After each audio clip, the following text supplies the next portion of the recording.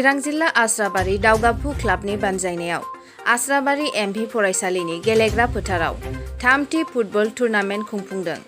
फैबाय थानाय 15 आगस्ट एबा भारत उदांस्रि सानजों लोब्बा लाखिनानै आरो गोथौ गामिफोराव थानाय गेलेनो मोजां मोनग्रा लाइमोनफोरखौ गेलेनाय फोथाराव दावगाहोनायनि थांखिजों दिनै चिरां जिल्ला आस्राबारि दावगाफु क्लाबा 7 निफ्राय 15 आगस्टसिम 9 साननि मेहेरगोनां हाबाफारिजों थामथि फुटबल टुर्नामेन्ट खुंफुंदों। आस्राबारि गामिनिनो आफादगिरि लोगोसे समाज सिबिग्रा अन्जन बसुमतारिया दिनैनि थामथि फुटबल टुर्नामेन्टखौ फिथा हास'नानै बेखेवनानै होयो। लोगोसे बे हाबाफारियावनो डक्टर सांग्रां ब्रह्म बिथाङाबो आलासि महरै बाहागो लायो आरो बे ओनसोलनि गोसो गुदुं लाइमोनफोरखौ गेलेनाय फोथाराव दावगालांनो थाखाय गावनि बिबुंथिनि गेजेरजों थुलुंगाखांहोयो।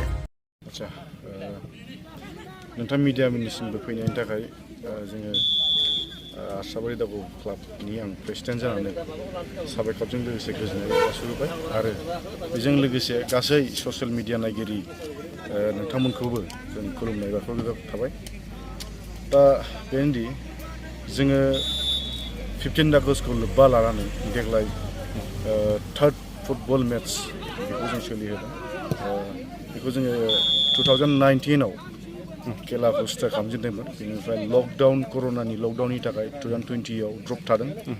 2021आव जों आरो रिस्टार्ट खालामफिनदों खेलाखौ। दा बेनिफ्राय 2022आव जोंहा थार्ड टाइम फुटबल मेट्च जादों आरो बेजों लोगोसे जों फैबाय थानाय समावबो 15 आगस्टखौ लोब्बा लानानै खेलाखौ सालायलांबाय थागोन। ओरैनो फाइनालसिमाव देरहासार जाग्राफोरनो मा बान्था होनाय जादों? आच्छा, फाइनाल दङ।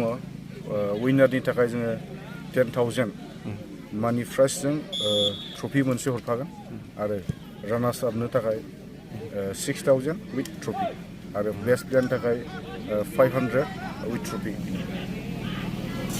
दिनै जागायजेननाय खेलाया सोरनि गेजेराव जाखो? दा जागायजेननायाव दङ जोंना सेरफांगुरि भार्सेस रुनिघाटा हाई सेकेन्डारि स्कुल। सेरफांगुरिनि क्लाबा मा नाममोनथाय? ओरैनो नोंथांमोना मा थांखिजों गेलेगिरिफोरखौ लानानै जेनेबा मा थांखिजों नोंथांमोना बे टुर्नामेन्टखौ खालामनाय जायो? आच्छा, गेलेनायखौ थांखिया जायो होनबा जोंनि गामि ओनसोलाव बहुतखिनि मानसियानो बिदि फुटबल मेट्चजों इनकारेज जानानै जेनेबा गावनि प्रफेसनेल बे खेलाखौ लानो हायोबा बुहुत गावनि लाइफ दानो थाखायबो लामा ओंखारो। दा बेखौ जोङो गामि एरियानि माखासे मानसिफोरखौ गेलेनायजों लोगोसे फरायनायखौ थाफाखानांगोन। दा गेलेनायजोंनो बुहुत मानसिया गावबा गावनि लाइफखौ दानो हायो। एग्जाम्पोल हिसाबै जोंहा दं बर'निनो सासे हलिचरन नार्जारि सार, बिथाङाबो दा गावनि लाइफआव गोजोनै संसार जालांनो हादों। दा बेखौ जोंबो गामि एरियानि मानसिफोरखौ जोंनि बे उन्दै बा जोंनिफ्राय देरसिन बिथांमोनखौबो गेलेनो इनकारेज होनो थाखाय जों दिनै बे खेलाखौ होनाय जादों।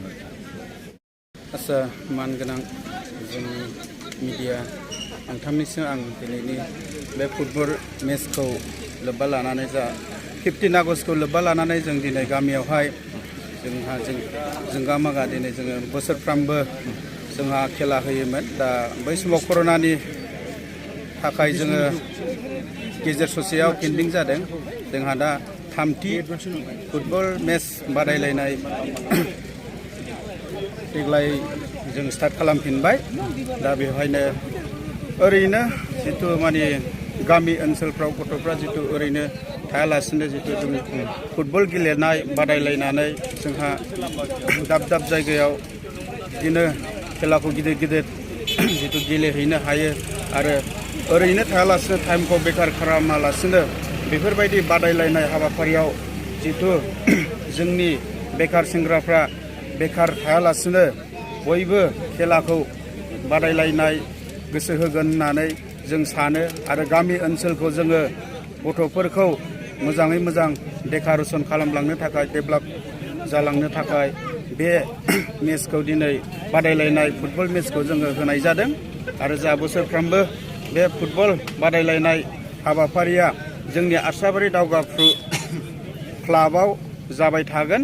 जोंहा दिनै 7 अक्ट' 2022 इं मायथाइ जोंहा 15 आगस्ट खालि जोंनि जोबनाय हाबाफारिखौ जों फाइनाल खालामहैगोन।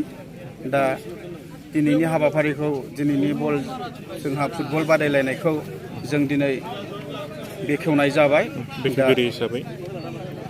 बेखेवगिरि हिसाबै दिनै आं फंनैसो जिखुनु बेवहाय गासै जोंनि गेलेगिरि जिथु इयां सेंग्राफोरखौ मोजां जालांगोन आरो मोजां गेलेगोन साननानै आङो दिनै आंनि गोसो गोरबोनिफ्राय बयनिसिमबो जिथु गोसो होलायनानै गेलेगोन आरो मोजां डेभेलप जालांगोन जोंनि बर'फ्रा बा गोबां बे गेलेनायाव बयबो दाब दाब जायगायाव जिथु हरिचरन नार्जारी बिथांमोन बायदि गेलेनानै जिथु नामजादा जानो हायो बेखिनिखौनो बुंनानै आं दिनैनि सुंद' बिबुंथिखौ एसेयावनो दोनथ'बाय।